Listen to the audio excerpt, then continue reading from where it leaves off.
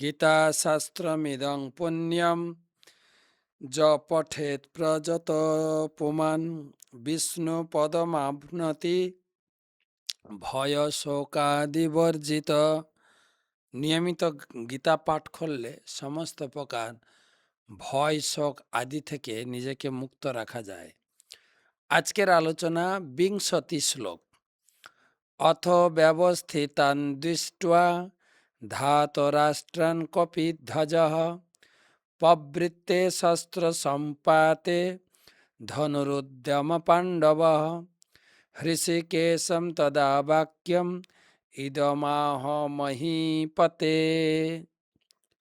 অনুবাদ: সেই সময় পাণ্ডুপুত্র অর্জুন হনুমান চিহ্নাঙ্কিত পতাকা শোভিত রথে অধিষ্ঠিত হয়ে তার ধনুক তুলে নিয়ে স্বর নিক্ষেপ করতে প্রস্তুত হলেন। হে মহারাজ, ধৃতরাষ্ট্রের পুত্রদের সমর সজ্জায় বিন্যস্ত দেখে অর্জুন তখন শ্রীকৃষ্ণকে এই কথাগুলি বললেন। তো দুই পক্ষের শঙ্খ বেজে গেছে, এখন যুদ্ধ শুরু হবে।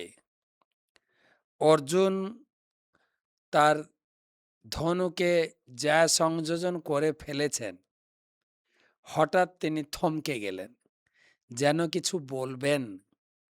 সে বলার প্রসঙ্গ তো কালকেই আলোচনা করব। এখানে শিল প্রভুপাদ বলছেন যে অর্জুনের রথের চেহারাতে বর্ণনা করা হয়েছে হনুমান চিহ্নিত পতাকা। যেহেতু হনুমান রয়েছেন, হনুমান যেরকম রামচন্দ্রের বিজয় এনে দিয়েছেন, এখানে অর্জুনেরও বিজয় নিশ্চিত। সঞ্জয় এটাই ইঙ্গিত করলেন, কপিধ্বজ। আর গতকালকের ক্লাসে আমি বলেছি কিভাবে অর্জুনের সঙ্গে শঙ্খ বাজানোর সাথে সাথে হনুমান তার নিজের যে গর্জন সংযোজন করে ধৃতরাষ্ট্রের পুত্রদের হৃদয়কে বিদীর্ণ করে দিয়েছেন।